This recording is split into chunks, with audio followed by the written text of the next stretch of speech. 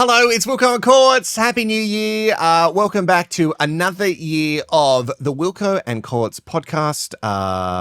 We'll just call it Wilko and Courts. We don't have to say podcast anymore because mostly it's a YouTube channel. But you can listen to it anywhere you want. You can listen and watch Spotify. Thank you to everybody who has joined us recently. And we're going to have another huge year of ridiculous things. I think 2026 is really going to deliver for us the most batshit stories. And some of which I'll be happy and some of which I'll be like, are we broken? Have we gone too far? Collectively broken? I questioned that a lot in 2025. Before we started recording, Court says, I've got something. I'm ready to go. Hit me. So before Christmas, my parents were in Colombia and they were there for, Mark and Jane went to Colombia. Yes. Did they go to Medellin? Ooh. Yeah. Is that it? Yeah. Is that, Medellin, that one. Is that how it's spelled? Is it L's though? No, Medellin. It's like, I don't know how it's spelled, but I know it's said Medellin. Yeah. Okay. So they're there for a friend's wedding. They have a couple friend that they know from, like, they live in Darwin, but they're there for the wedding. So anyway, they're off traveling. Goodness. God, they just know international people, don't they? Oh, they know people from Colombia. They know Julian Assange. Like, they really know everybody. They don't know. What's that? What was that viral moment on the red carpet this year where someone was like, we're from the same place, and that person goes, Brooklyn? And they go, the world. That's my parents. So actually, I need to back up a little bit on my parents to just give you, to get the lay of the land. Back up or back away from? Because I'm always a little bit, I'm always a bit like, woo. Jane. Sorry. Arm's length, Jane. So Mark and Jane, just typical Aussie people in the 90s, bringing up kids, all right? Yeah. And they're making sure their kids are terrified of two things: smoking and tattoos. Oh, wow. Okay. My mum, she smoked on and off. Mm-hmm. So we didn't like smoking. So they didn't really have to, you know what? I don't know if it's still a thing, but I was terrified of swimming after eating. Oh, my God. Not swimming after eating. You have to wait 45 minutes before you get in that water or you will die. You will die. It was 30 for us. And we'd have to wait. And I'd be like, no, guys, it's like 29 minutes. We can't do it because if we go in the water now, we will die. Yeah, there was like, what was that? Was that propaganda? Like, who decided that? That was really scary. But then when I grew up, I was like, oh, I can actually like even eat in the pool if I want to. I'm not going to, but like a swim-up bar, that exists for a reason, honey, so that you can get drunk in the water and like sit there. And swimming that's after nice. eating, it's widely held belief that you must wait 30 to 60 minutes after eating before swimming. It's a myth that's debunked by modern medical science. Major health organizations like the American Red Cross and the International Lifesaving Federation state there is no increased risk of drowning or severe cramping. So they thought that once you had a full stomach, you might cramp and you might not be able to like swim. I get it. Like I get like the theory, but like I feel like someone just like someone had a cramp once and just went, maybe that's a little bit dangerous. But no, you don't have to. And as adults, we won't. So my parents, they were vehemently against cigarettes because neither of their sets of parents smoked, as far as I know. Anyway, I mean, my dad's dad gives the vibe of someone who at least used to smoke. For sure, he would have. But like, at least the people that I knew, by the time I knew them, didn't smoke. And so cigarettes, no. And tattoos, no, you will be out of this family. If you get a tattoo, do not come back home. You are a disgusting piece of work. You're not a big smoker, but I don't know if I'm outing you to your parents here, but you have multiple tattoos. You said I'm not a big smoker. Like I smoke sometimes. I don't smoke at all. Okay. Didn't you smoke at all? You smoked sometimes, didn't you? Didn't you? Like as a teenager, like when you first started going out and your friends were like, you want to smoke? Yeah, but I wasn't like a smoker. Yeah. Like I didn't. No, you take weren't a up smoker, smoking. but you had some cigarettes. I've never had a cigarette. You've never had a cigarette, right? We're comparing apples and oranges. Like you were like never once put no a dart tattoos. in your Your mouth. parents must love me. No smoking. Never. I held one once for a friend when Never. they went to the toilet and it was disgusting. Couldn't get the smell off my fingers. And I've never done drugs. Never done drugs, never smoked, and don't have any tattoos. Now, you're not outing me. My parents do know that I have 2 tattoos. So to set the scene, we were made to believe that getting a tattoo was just the pinnacle. Like you're never going to get employed. You're never going to have friends. Do you think anyone could love you with a tattoo? Like this is no. Look, they weren't that harsh, but they made remarks that made you feel like, oh, I just better never get a tattoo. Because tattoos were exclusively for criminals in the 90s. Yes, and you so know what I mean? that's just how they grew up, right? They grew up in the 60s, 70s, 80s, where the only people really getting tattoos had like been to war or been to prison. Mm-hmm. And my dad's dad had a tattoo, and it was from having been in the war. Like he got it for like to commemorate that. And it was like done really poorly. So it just like bled. But tattoos now, they're like art. They're pieces of art. And tattoos really massively evolved over time. Like when we were 18, yeah, you go. That like I didn't know that they were like wireless now.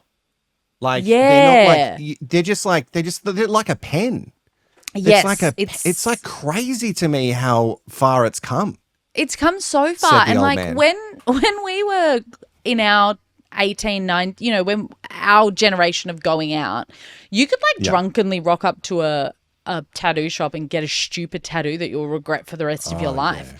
These days, People like did they really won't do that. The Gold Coast trip, everyone was like, "Should we? Should we?" But my friend Luke, who recently got a tattoo again, he's always at me every time he's like, "We should get a friendship tattoo."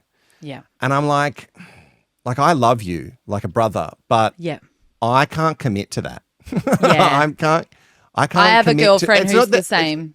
She will not do it. We went out on a girls' trip, the 3 of us, and one of my girls was like, if there's an open tattoo place and they will take us, we are getting a tattoo. And I was like, whatever, I'll get another tiny little one. It's fine. She wanted one. Like we were there celebrating her finishing cancer treatment. I was like, I will do that for you, honey. And then our other friend, she was just like, no.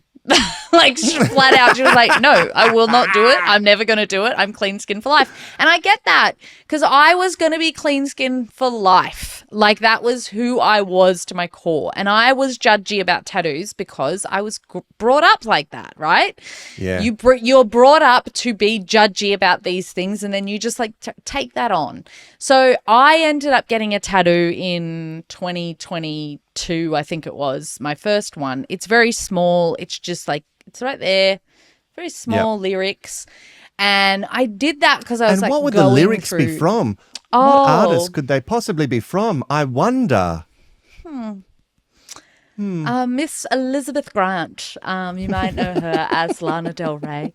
So I got that. I was going through a thing, right, with aforementioned family. I was going through an emotional, turbulent time.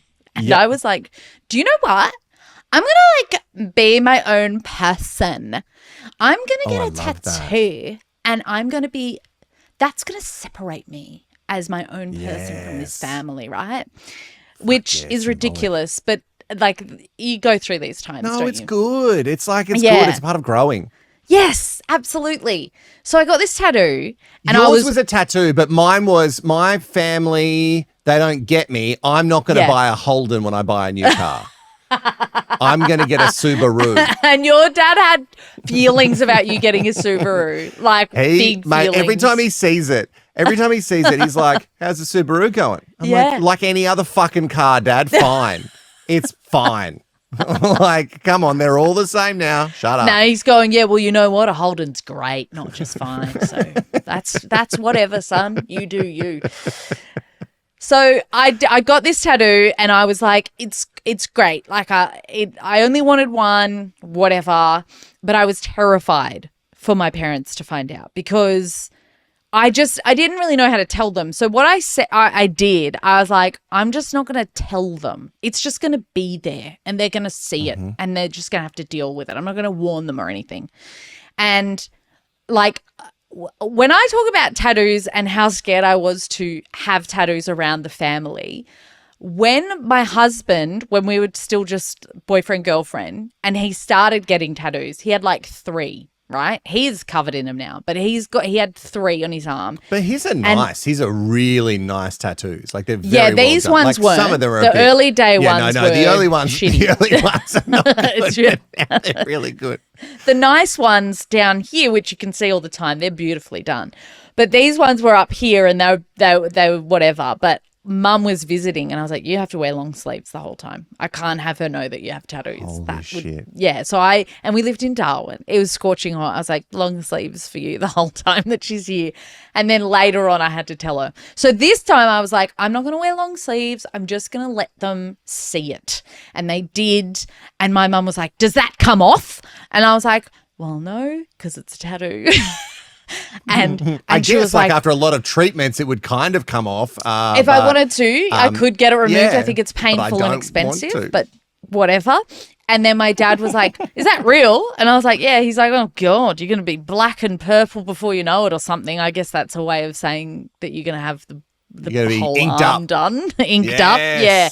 And I was like, yeah, well, sorry. You know, he's like, oh, I don't care. You can do whatever you want. I was like, oh, this is not the vibe I had growing up. So, like, that's weird. You guys made it seem like I would be locked up or you guys would, like, excommunicate from me. Like, you know, when someone leaves Scientology, they have to, like, their family can't talk to them anymore. You thought that this would happen to you, but with tattoos. Yes, exactly right. And like my brother was a heavy smoker for a while, but I still thought they still would have been madder if he came home with a tattoo. And they were pretty adamant against the smoking. So that's how, anyway, so all of this to say, so I've had one more since then, and then that's it, right? And they can't really be too mad about that one because it's my grandma's handwriting. So It says love. It says love. It does. So my mum 2 years ago goes on a trip to Portugal. Now, Janie, babes, I say this with love and respect. Janie's been on one of the longer midlife crisis runs I've known. Yeah.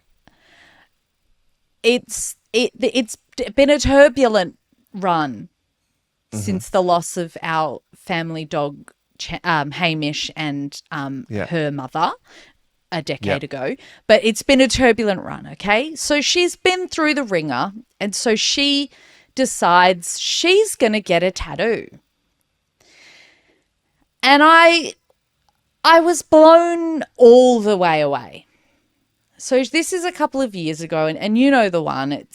She got on her arm there, she got carpe diem, because of course she got carpe diem. Yep. Because she's a white woman in her 60s. And she's seizing the fucking day. She's seizing she is the day. watching She too was many conspiracy videos up. online. But she is seizing the day. She'd been locked up for all those years as a stay-at-home mother. And then she spread her wings. And now she's a 60-year-old woman getting carpe diem tattooed on her arm.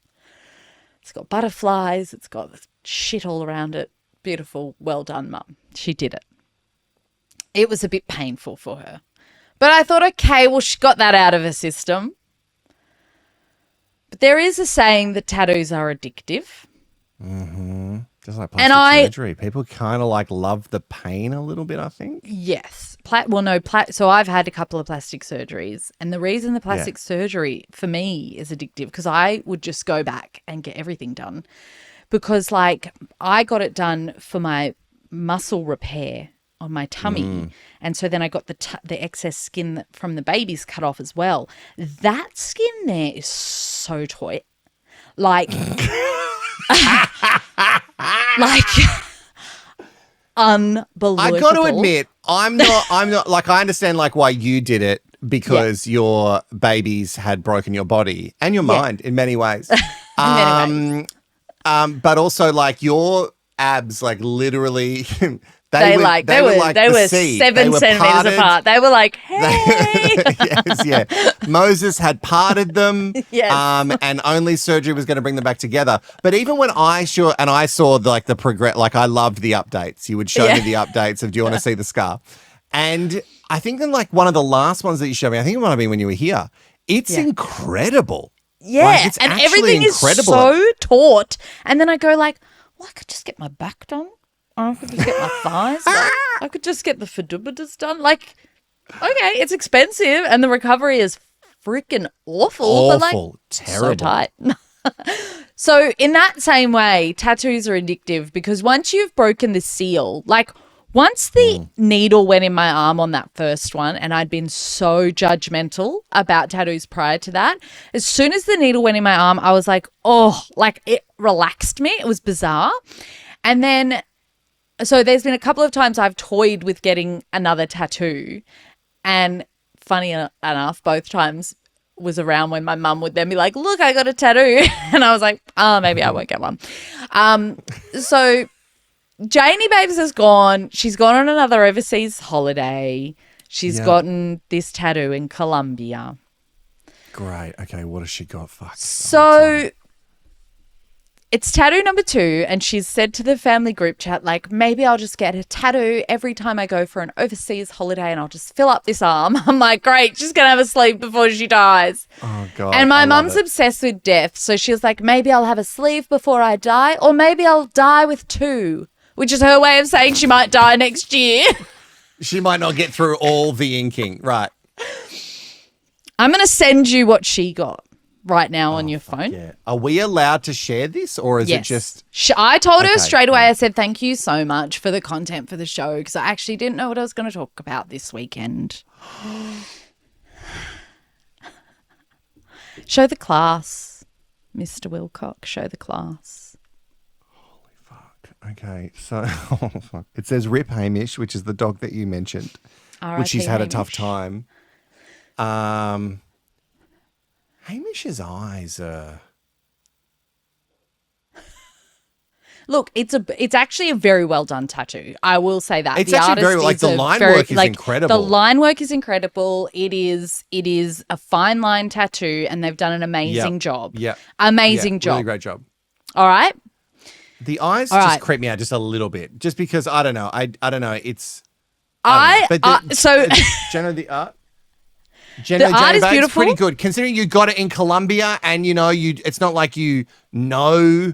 Do you know this tattoo person? Exactly. You know what I mean? Like, even if I got a tattoo in Australia, I'd be like, I want receipts. I want to see the other work. I want to know that people healed. Like I want to see this stuff. So the group chat's obviously popping off. Of course it is. My mum writes, it's official. I'm an upper middle bogan with 2 tattoos. So she laughs about this, guys. So if you've been listening to that, Courts talks about her mum awfully. Don't worry. It's all, she's in on the joke. She's fine. She gets it.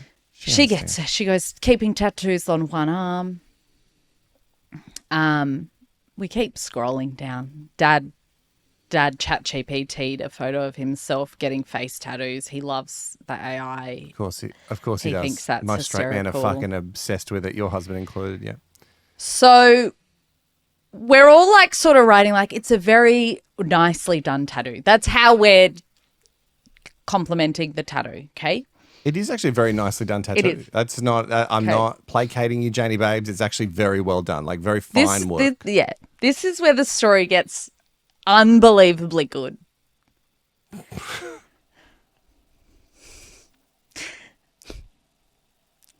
She goes, Everth Zambrano is his Instagram. His artwork is superb. It is actually a photo of Chandler. Oh my fucking God. It's not even a photo of Hamish the dog. She's just picked your dog, if you didn't know. It's He's a actually photo of in the background there. my alive dog. He's alive. He's a live dog. Walking around, getting up on the couch. Takes him a couple of goes now. He's getting on. Yeah. But he's alive. Chandler, look up. Good boy. Hey, Bobby. Yeah. Yeah, there he's getting on. But he's alive. He's Yeah. up and about, right? Hey, mate, gorgeous. Yeah, Bobby, you're doing Not it. dead. You don't need Not to commemorate it on a RIP. tattoo just yet. You're not RIP. And certainly you're not RIP Hamish. You Certainly know? not R.I.P. Hamish. Certainly not R.I.P. Hamish. Wow, what a choice from Janie Babes. Like, I Yeah. know she loves Chandler, Loves. and she has looked after Chandler before. Yes. And I'm surprised after the last time she looked after Chandler, you got Chandler back. Yeah, Um, yeah. I'm I'm surprised he didn't have surprised. diabetes, actually, when I got him back. That's but true. He's So- here, he's alive and all. We shared a few But of there are these photos of grandparent Hamish, cages. right? Photos of Hamish exist. Yeah, there are photos of Hamish. They exist. They exist in the world.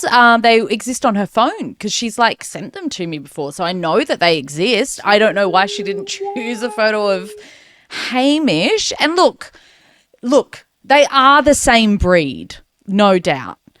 But they look different. All dogs look a little, because when I got the photo of the tattoo, I looked at it and I was like, I kind of instantly was like, I wonder if she used a stock image of a Westie, because that doesn't, to me, that doesn't really look as much like Hamish. And I thought it looks a bit more like Chandler. That's why I went, I thought maybe it's a stock image. But then I thought, no, she would have given a photo of Hamish. Surely she's course, getting a because picture. it says RIP Yes. The implication is that it's Hamish in the photo when you put R.I.P. Hamish. Now, if she had like R.I.P. Hamish on one arm and then a picture of Channy on the other arm, you could go like, oh, who's Hamish? You go, oh, that's my dead dog. And then they go, oh, look at this. Is that your dog? No, well, that's my grand dog. Like, you could be like, oh, they're different, but the same-ish. Yeah. But like, that's Hamish, the same-ish. Like, that's right there. The implication is that that's Hamish, but it's not. It's that dog. It's Chandler. But she's just telling people that that's Hamish. That's what she's telling people. She's just like, this is Hamish. Suppose. This is the dog that died. No, I get like, otherwise it's too complicated to explain. No, she wouldn't. No, I thought about it for a second and she wouldn't. She's not. That's not how she is. Yeah, that's true. That's not how if her brain people works. ask about it, she would say, "Oh, I actually used a photo of my daughter's dog." She would say that. I really believe that. I mean, this is peak Janie Babes. Like, I she's mean, got you it in cannot get Colombia. more. Like, you can't get more of a description of where my mum is at in her life than this. She's gotten a tattoo in Colombia of a dead dog, but it's an alive dog. It's great work. So what happens? So what? I think what's going to happen for me is that when Katy Perry dies, I'm going to get a tattoo of Katy Perry, but it's going to be of your face, and it's going to say "Rip Katy Perry."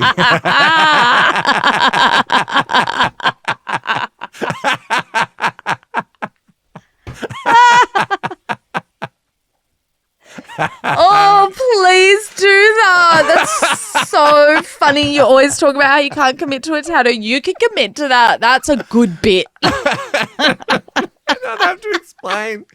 I have to explain not only that you don't look like Katy Perry, but somebody once said that you did. Then I'd have to explain that. And then it was funny that her mum got a tattoo of their dead dog, but it wasn't their dead dog. It was Courts' dog that was still alive at the time. It's And so funny. then I said a funny thing, and now I have this tattoo. Like, people would be regaled by that story for hours. Oh, my God. That is an icebreaker.